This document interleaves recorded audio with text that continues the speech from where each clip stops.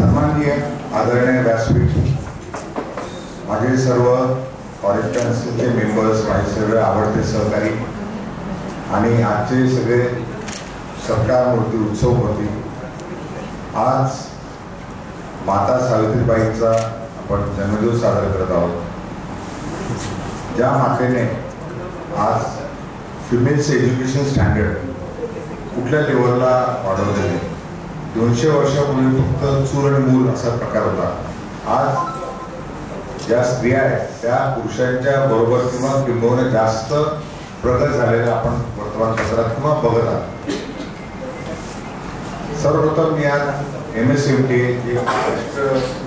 राज्य वैद्यकीय शिक्षक संघटना आहे सोलापूरची, त्यांनी आज एक चांगला कार्यक्रम आपला आयोजित केलेला आहे आणि मला आपल्या चेहऱ्यावर दिसतं की कुठेही जेव्हा काम करताना त्याचं जेव्हा कौतुक होतं आणि सगळ्या टीचर्सने संघटित होऊन जे कौतुक केले त्यांना सुद्धा मी धन्यवाद देतो.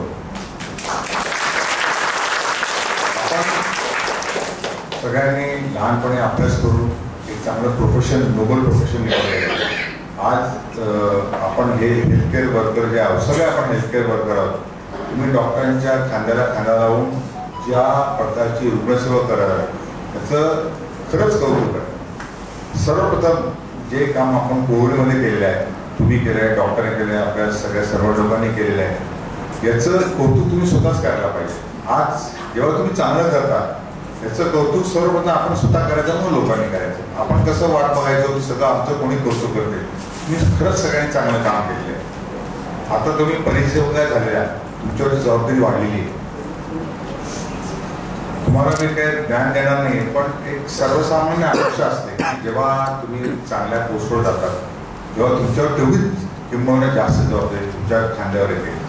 तर सिस्टर म्हटलं म्हणजे OT असो किंवा ICU असो किंवा वॉर्ड असो, ती जबाबदारी त्या लेवलची ती वेगळी असते. वॉर्डात जर गेलो तर तुम्ही रुग्णसेवा केलेली असते, तर आता तुम्हाला ती कामं करून घ्यायची पेपरवर्कसाठी. तर आपण आल्या सगळ्या सिस्टरशी ज्या स्टाफ त्यांना सगळ्यांना बोललं, 5 मिनिटं त्यांना एक हसून बोललं तर त्यांना ताण सकाळी घेऊन येतात, ते त्यांना बरं वाटतं. कोणत्या हसून स्वागत केलं. चहा घेऊन जर तुम्ही त्यांना सगळ्यांना सांगितलं की तुमचं काय करणं अपेक्षित आहे, तर जसं हंदामण सरांनी सांगितलं की रुग्णसेवा फार महत्त्वाची असते. त्यांचं स्पंजिंग असो या बेडशीट बदलणं असो, त्यांना मायेने बोलणं, त्यांच्या गरजा काय, इश्यू समजून घेणं, हे जर केलं तर पेशंट हा जो बरा होतो तर तो आपल्या या गोष्टीने नक्की अजून लवकर वाढतो किंवा त्याला अजून कॉन्फिडन्स येतो. त्यामुळे ही रुग्णसेवा आहे तिथूनच सुरुवात होते. तर स्वच्छता आहे, तर आपण रुग्णाला 2 गोष्टी आहेत. एक तर जे काय अवेलेबल स्टाफ वगैरे आहे त्यांच्याकडून स्वच्छता करून घेणे आणि दुसरं जी स्वच्छता केली ती कशी मेंटेन करणे, नातेवाईकांना समजून सांगणे रुग्णांच्या इथे घाण करू, या गोष्टी प्रबोधन करावं लागतात आणि एकदा सांगून होत नाही, वारंवार रोज करावं लागतं. तेव्हा एखादा कचरा आपण त्यांच्यासमोर उचलून डस्टबिन आपण सुद्धा टाकला, त्यांचं लक्षात आहे की एक ते अनुकरण होतं. स्वच्छता झाली, रुग्णांची सोय झाली, नंतर एक टॉयलेट एक फेरी मारली, स्वच्छ आहे कोणाला सांगून करून घेणे किंवा आपल्या वायरी असतात, इलेक्ट्रिसिटी असते, जे महत्त्वाने ICU मध्ये होतं, आग लागू शकते किंवा ऑक्सिजन सप्लाय बंद पडू शकतात. या गोष्टी ज्या तुम्ही 24 तास वाढवतो त्यांच्या लवकर लक्षात. डॉक्टर येतो, 10 मिनिटं बघतो, काय लवकर बऱ्याच जातो. तुम्ही पेशंटला सर्वतोपरी मदत करू शकता, त्याला एक तर कॉन्फिडन्स लेवल वाढवू शकता. दुसरं छोट्या छोट्या गोष्टी सिस्टरने आठवण केलेलं आहे की कोणाचं पल्स वाढतंय, कोणाचं ब्लड प्रेशर पडतं किंवा त्यांना गॅस्पिंग होतं, हे डॉक्टरला लगेच सांगा. तिसरं जे ॲन्सिलरी वर्क म्हणतो किंवा स्वच्छता आहे किंवा काही डागडुजी, ही जर प्रशासनाला सांगितली आणि करून घेतली, नुसतं फोन करून लेखी उपकरण तुम्ही पाठपुरावा करा, माझ्याकडे यायचं, कोणाला सुप्रीमकडे जायचं, पाठपुरावा करून या 3 गोष्टी आपण पाळल्या तर नक्कीच आपली जी तुमची जी काम करण्याची पद्धत नक्कीच वेगळी होईल. काम करणं वेगळं आणि काम चांगलं करणं हा खूप फरक आहे. बरेच प्रकारे डॉक्टर असतात, काही डॉक्टर असतात दे ट्रीट पेशंटसाठी करतात. काही डॉक्टर कसे असतात they treat human being who are have a disease. म्हणजे हा अप्रोच हा ह्युमॅनिटी ग्राउंडवर पाहिजे.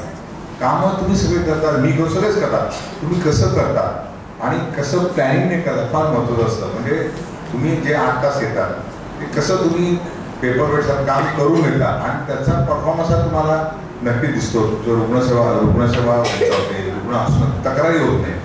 आता तुमची जी गॅप आहे आता जे नवीन जनरेशन आहे ते जसं आमच्याकडे डॉक्टर हे मोर ऑफ इन्व्हेस्टिगेशन ओरिएंटेड झाले, म्हणजे क्लिनिकल टेस्ट कमी व्हायला लागले. हे आपण ऍक्सेप्ट करायला पाहिजे. आपण आता आर्टिफिशियल इंटेलिजन्सकडे जायला लागलेलो आहे. पण इमोशन्स, पेशंटचा जो विश्वास असतो अजूनही डॉक्टरांवर आणि सिस्टमवर आहे. तुम्ही जर चांगला बोलला आणि त्यांची जी रुग्णसेवा जर केली तर तुमचं जे ज्युनियर लोक आहे ते बघतील की या सिस्टर कशा बघतात, या सिस्टर कशा होत्या. तर मला आठवतं की आम्ही हाऊसमन असताना आमच्याकडे शिवापूर सिस्टर होत्या, ओटीच्या इतके डिसिप्लिन होत्या की त्यांचा सगळ्या सर्वांवर कंट्रोल राहायचा. म्हणजे आहे त्या कशा काम करून घ्यायचे ती नॅक असते. तुम्ही सुद्धा ती नॅक हे करून जर अवेलेबल स्टाफ असून जर चांगली रुग्णसेवा किंवा स्वच्छता किंवा बाकी बारीकशा गोष्टी करून घेतं नक्कीच तुमच्या ज्ञानाचा भर पडेल आणि तुमचं अनुकरण जे नवीन सिस्टर होतात आहे त्यांना ते पडेल आणि जेणेकरून दोन्ही गोष्टी होतील. एक तर तुमचं स्तर वाढेल आणि जे ज्युनियर लोक त्यांचं अनुकरण करतील आणि चांगल्या सवयी या गोष्टी समाजापेक्षा आपल्या वर्कमध्ये आणि नक्कीच त्याचा फायदा रुग्णालय हॉस्पिटल आणि आपली जी इमेज लोक म्हणतात ॲडवर्ट ट्रेनिंग कळत नाही. मला कळतं की प्रायव्हेटला 50% आपल्याकडे रिमेनिंग 1200ची असते, उपरी 2000ची असते. काम लोड पडतो पण तो लोड तुम्ही कसं घेता. फाईट करायची तर तुम्ही स्पोर्टिंगली फाईट करता की मन मारून करता. कुठली गोष्ट तुम्ही आनंदाने केली तर नक्कीच फरक पडेल. म्हणजे आपण सगळे मिळून, मी, आपले टीचर्स आणि आपण आणि आपले जे वगैरे कमेंट हे सगळे मिळून जर आपण एकत्र आलो तर नक्कीच आपला स्तर जो वैद्यकीय सेवेचा आहे हा नक्कीच आपण उंचावू आणि अशी मी आशा करतो. थँक्यू, धन्यवाद.